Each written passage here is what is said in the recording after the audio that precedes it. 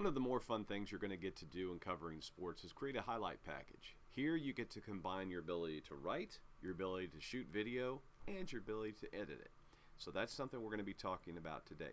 At the end of this presentation is a slide that shows a picture from your Blackboard, and this is where we talk about the assignment for creating the highlight package. So you need to read through all the instructions there and look at the samples, and if you have questions, give me a call. As you begin to cut your highlights, one of the first things you need to think about is your crew. This could be anywhere from 1 to 3 people. If you're only the one, you're the one-man band, or what we like to call an MMJ, a multimedia journalist. And you're going to do your own filming, your own editing, your own writing, your own everything. You're doing it all on your own. You may be fortunate enough to go out with a photographer, so you're going to be the person on camera, and your photographer will be the person getting you the B-roll and then filming your stand-ups. Or if it's a bigger event, or if you're at a larger station, you may be a 3-person crew with a photographer, the reporter, and the field producer. That field producer is going to be spotting for you, maybe running down people to do interviews with, and that sort of thing.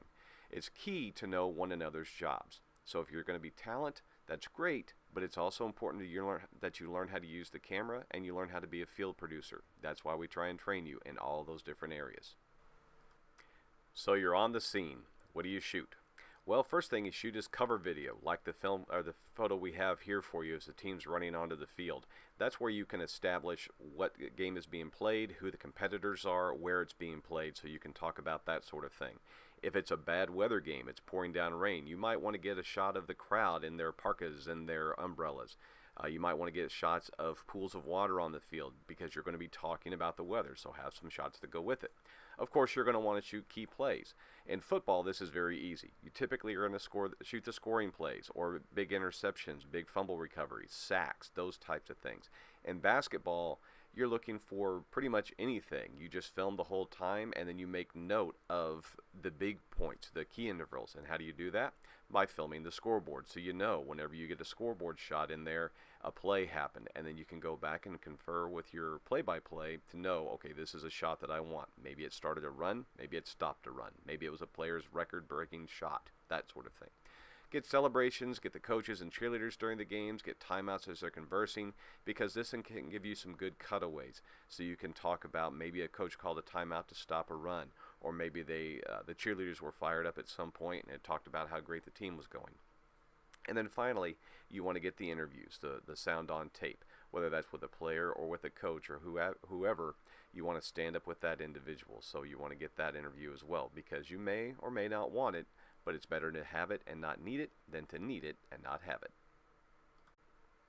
And now it's time to do your editing.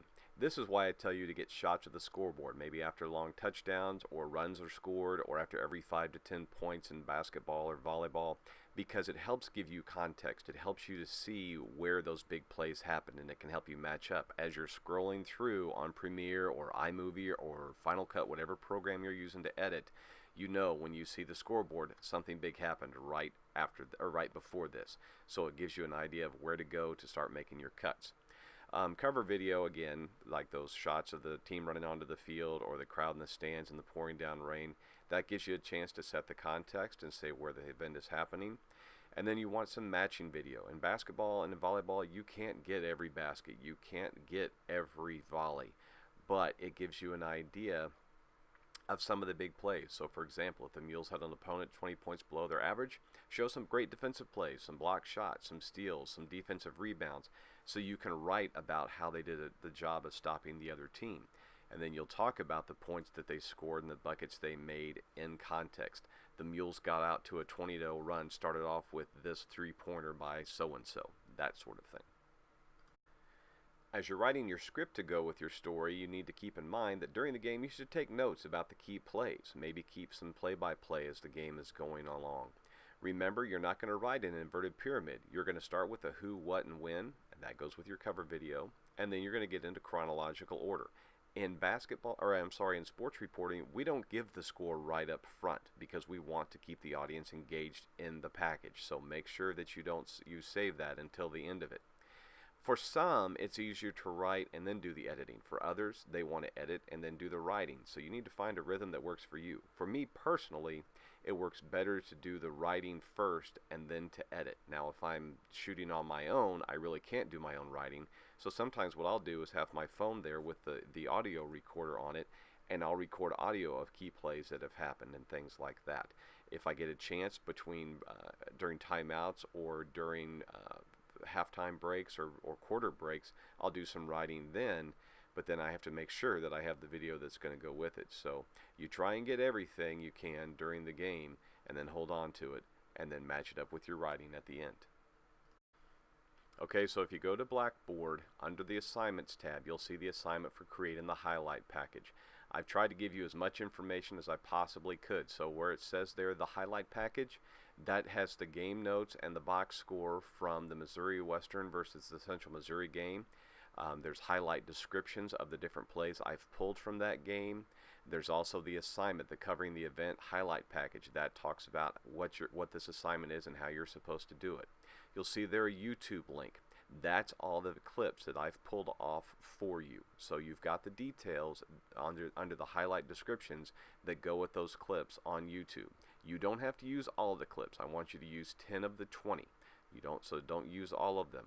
I want to see how you write, and I want to see how you pull it all together. And then I've got a note in there about how I want you to indicate which clip would go where. You do not have to edit this video. I don't need you going into Premiere or iMovie or anything like that. You just tell me which clips you would use where, okay? If you have questions on this, please give me a call. The highlight package example, that shows you the script from a highlight package from the Mules football game versus Missouri Southern, and then there's a link so that you can go and watch that highlight. If you've got questions, again, please get in touch with me. Have some fun with this assignment. This is one that's designed to let you be a little bit creative and have a good time.